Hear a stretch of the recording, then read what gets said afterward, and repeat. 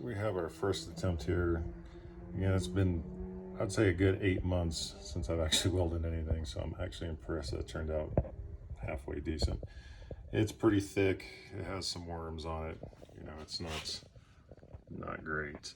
This side, sat there and took my time a little bit, just messing with the machine. Still left it on the same recommended settings for this 1/4-inch plate. It's not perfect. You can tell where I started, sped up, kind of screwed up a little bit. Didn't get my wrist to fling it up and down for a good penetration. Let's go ahead and, it's still a little warm. Yikes. As far as the heat, yeah, definitely put the heat into it.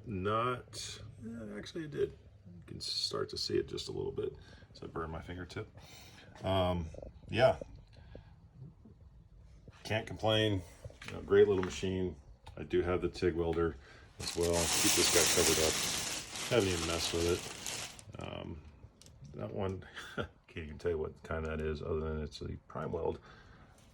Bought that about the same time as the MIG, but just have not had the time to dedicate to sit down and trying to learn how to TIG weld. But appreciate you guys watching. Hey everyone, this is a long overdue video. We're going to be focusing on the PrimeWeld MIG180. Bought this, gosh, probably almost 2 years ago now. Used it, just never really recorded anything with it being used. So today we're just kind of messing around here in the garage. We just got some scrap 1/4-inch plate. Have this hanging on the wall. We got the 75-25 CO2 mix. We're using 3.5, which is 0.9 millimeter wire.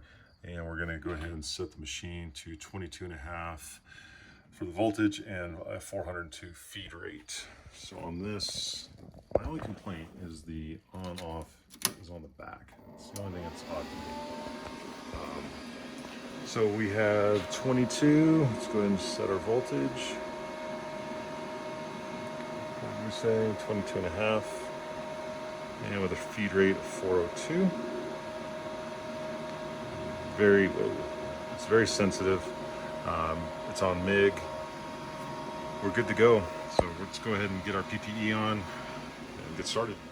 Guys, I'm not a certified welder or claim to be a professional welder. I know the basics and enough to be dangerous. So my welds are they're not perfect. But let's go ahead and get started and see what we can do.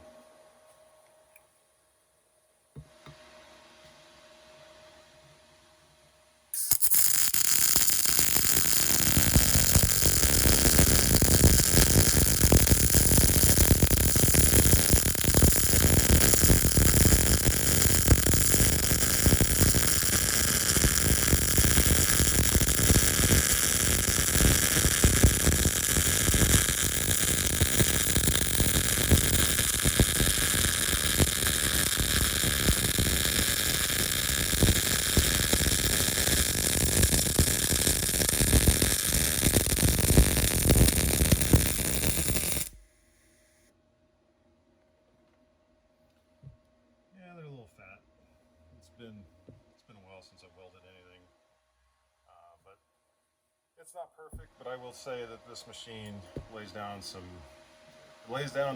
incredible beads with a good welder. Anyway, the power's there for sure. So for the entry point and the cost, you really can't beat it. I know there's other machines out there. I did used to have an old Miller 212 auto sets several years ago. Love that machine. But switched over to PrimeWeld. Had to sell my Miller several years ago. But yeah, it's a good machine, good product. I do have the TIG welder as well. Haven't really even messed with that. I would say for the cost, entry level, for what the average enthusiast needs, it suits its purpose quite well. Appreciate you guys. See ya.